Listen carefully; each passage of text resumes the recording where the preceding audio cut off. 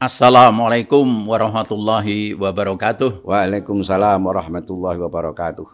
Pemirsa, ketemu lagi kita di Jejak-Jejak Muhammadiyah, sebuah channel yang ingin mengungkap berbagai informasi terkait dengan Muhammadiyah.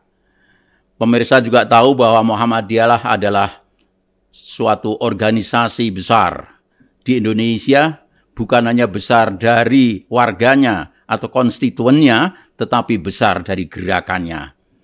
Nah, gerakan Muhammadiyah sejak lahirnya sebelum kemerdekaan Indonesia hingga kini terus berkembang. Dan oleh karena itu saya kira penting untuk kita ketahui bersama seperti apa sih latar belakang Muhammadiyah itu sendiri. Dan oleh karena itu kita tentu memerlukan narasumber yang mumpuni dan juga tahu tentang Muhammadiyah. Sudah hadir bersama kita pada hari ini Bapak Dr. Andes Haji Sukriyanto AR M.Hum. Assalamualaikum Pak Sukri. Waalaikumsalam warahmatullahi wabarakatuh. Pemirsa, kita langsung saja bahwa pada hari ini kita akan bicara terkait dengan salah satu guru dari Kiai Haji Ahmad Dahlan itu sendiri. Siapa itu? Dia adalah Kiai Soleh Darat. Pak Sukri, ini sebenarnya siapa sih Kiai Soleh Darat itu?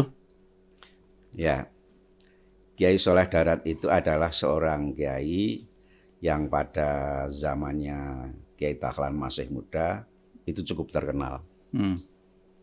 Santrinya banyak tetapi tidak begitu tahu saya. Tapi di antaranya yang menonjol itu Kiai Dahlan yang dulu masih bernama Muhammad Darwis, karena waktu itu belum haji, umurnya masih sekitar 15 tahun, itu ngaji di situ. Juga Kiai Hasyim Asy'ari, nah, waktu itu juga, walaupun masanya itu tidak bareng betul. Oh gitu. Nah, tapi pernah satu kamar. Pernah satu kamar. Dan sehingga dua orang ini saling berkenalan. Yang kebetulan nanti belakangan akan ketemu lagi Kiai Dahlan ini dengan Hasyim Asy'ari. Kiai Soleh Darat itu adalah putranya Kiai Umar bin Tasmin yang asalnya ya dari daerah Pantai Utara. Kiai Umar ini dulu adalah salah seorang pendukung dan penggerak ketika perang Diponegoro tahun 1825 sampai 30. Sehingga peperangan itu perangan yang luar biasa. Besar, ya. Tentara Belanda itu, yang orang Belanda itu yang meninggal sekitar 7.000. Luar biasa, banyak. Yang orang pribumi yang mendukung Belanda itu 8.000. Korban dari orang Islam yang mendukung Diponegoro itu jauh lebih banyak lagi.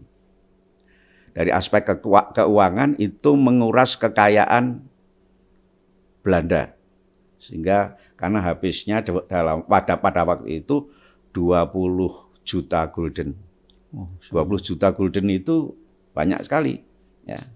Sebab pada zaman ibu saya kan sudah tahun 40. Itu 1 gulden itu dapat 1 kuintal beras. Dapat 40 kuintal beras. Masya Allah. Jadi cuma 2,5 sen. Sebenggol itu dapat 1 kuintal.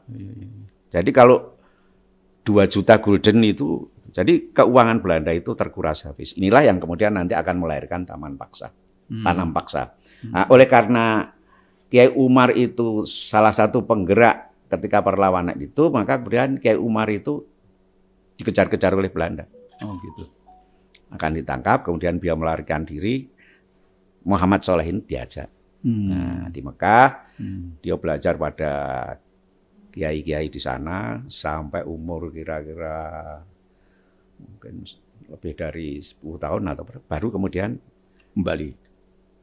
Bukan kembali, karena dia orang itu dilarikan oleh orang namanya Giri Hatikusumo. Pokoknya diajak, kamu di sini untuk apa? Di sini itu sudah banyak orang alim. Kamu pulang ke Jawa. Akhirnya pulang.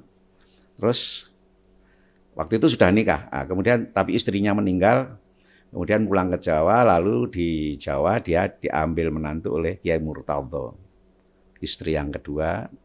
Karena istri yang pertama meninggal, namanya Sofia. Nah, dari situlah kemudian beliau tinggal meneruskan pondoknya Kiai Murtadho di Melayu Darat itu, dan santri-santrinya banyak di situ. Walaupun belum sebanyak sekarang itu ya. Pasti karena warga juga masih zaman dulu itu misalnya besar. Ada 15-20 itu sudah banyak. Oh, begitu. Itu kok tadi disebut Kiai Soleh Darat itu.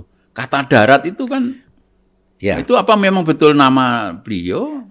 Jadi namanya itu Muhammad Soleh bin Umar bin Tasmin. Tetapi karena tempatnya Kiai Murtadho tadi, yang mertuanya tadi itu di daerah Melayu Darat. Kalau sekarang termasuk Semarang kota apa itu? Nah itu Kecamatan Semarang itu lalu kemudian dikenal dengan Kiai Soleh Darat. Oh, karena tempat itu namanya Melayu Darat ya. Menjadi terkenalnya Kiai terkenal di situ Kiai Darat. Kiai Soleh Darat itu. Oh, gitu ya. Ya. Kiai Dahlan itu belajar di banyak pesantren, dan setiap pesantren mungkin ada kekhususan ilmu yang dipelajari oleh Kiai Dahlan. Di tempat pesantren Kiai Soleh Darat belajar apa, Kiai Dahlan? Jadi pesantren itu zaman dulu itu kan kurikulumnya tidak seperti sekarang. Misalnya ada pesantren mana itu lebih pada ilmu alat. Ilmu alat itu ya nahwu, shorof dan sebagainya. Nanti ada pesantren lain yang lebih pada hadis. Ada pesantren lain yang lebih pada Quran, tafsir. Kalau Kiai Soleh Darat ini sebenarnya ilmunya banyak.